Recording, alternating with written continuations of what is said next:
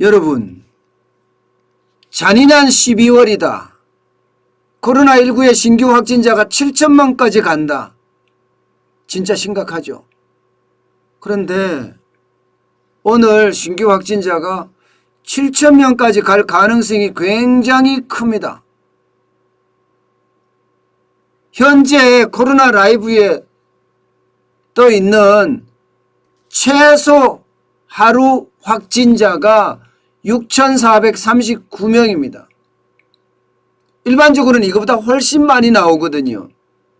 그러면 7,000명이 된다는 뜻입니다. 이렇게 되면 여러분 아마 충격의 강도가 굉장히 셀 겁니다. 5,000명대랑 또 다른 6,000명대하고도 또 다른 6,000명대는 지금 제대로 거치지 않고 7,000명으로 바로 간다는 이야기가 되거든요. 그런 말입니다. 심리적 충격이 일단 큽니다. 이 심리적 충격이 크면 활동도 이게 충격을 받을 수밖에 없습니다. 행동의 자유가 구속되니까 말입니다. 그렇게 되면 우리 사회에 또 좀 더 나아가서 경제에 좀 더 나아가면 우리 국가에도 충격을 줄 수 있다는 뜻입니다. 너무나 많이 늘어나니까 말입니다. 문제는요, 이게 6,000명, 7,000명에서 머물지 않을 거라는 데 있습니다. 여러분 이거 한번 보세요. 늘어나는 속도가 지금 엄청나게 빠르죠. 올겨울에 크리스마스 악몽이 온다고 이야기했는데 진짜 악몽이 온 거예요. 가천대 정재훈 교수가 이야기한 것보다가 지금 훨씬 빠릅니다. 훨씬. 가천대 정재훈 교수는요, 이게 12월 한 말쯤 가서 한 6,000명 이렇게 가고 내년 1월에 7,000명, 1월 말에 가면 한 10,000명이 될 거다 이렇게 예상을 했는데 이거보다가 지금 훨씬 빠르게 속도가 높아지고 있습니다. 이게 오미크론만 문제가 아니에요. 델타 변이가 이만큼 늘어난다는 겁니다. 오미크론도 진짜 많이 늘어나고 있거든요. 7일 현재 36명이니까 늘어나는 속도가 굉장히 빠릅니다. 굉장히 빠릅니다. 그런데 더 큰 문제는 델타 변이가 장난이 아니잖아요. 델타 변이가요. 여러분 이것은요 결국 충격을 줄 수밖에 없는 그런 상황으로 간다. 문제는 이렇게 하루 확진자가 많아지면요, 안 그래도 우리는 지금 병상대란을 겪고 있거든요. 병상대란을. 여러분 알다시피 거의 서울의 중환자 병상은 다 찼다 이렇게 이야기할 정도로 병상이 없습니다. 80% 90%지만 이 자체가 말입니다. 이미 꽉 찼다고 이야기할 수가 있어요. 이게 병실이라는 게 중환자 병실은 들어가고 나갈 때 기본적으로 소독을 해야 되잖아요. 그래서 며칠 비워놓을 거 아니에요. 그럼 소독을 하고 비워놓는 시간 동안 아무도 받지 못합니다.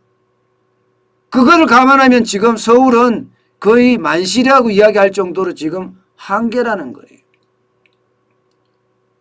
병상대란이 그만큼 심각하다는 겁니다. 여기에서 더 큰 문제는 의료체계의 붕괴까지도 지금 점점 이미 붕괴했다고 할 수도 있습니다. 이 지표를 보세요. 지금 병상을 대기하는 중에 사망자가 일어나는 상황입니다. 여러분 보시다시피 굉장히 많이 늘어나고 있죠. 11월 28일에서 12월 4일까지 13명의 환자분이 돌아가셨습니다. 11월 21일부터 27일까지도 일주일 동안 10명의 환자분이 돌아가셨고요. 이런 걸 보면 의료체계 지금 붕괴까지도 지금 가져왔다 이렇게 이야기할 수가 있잖아요. 이게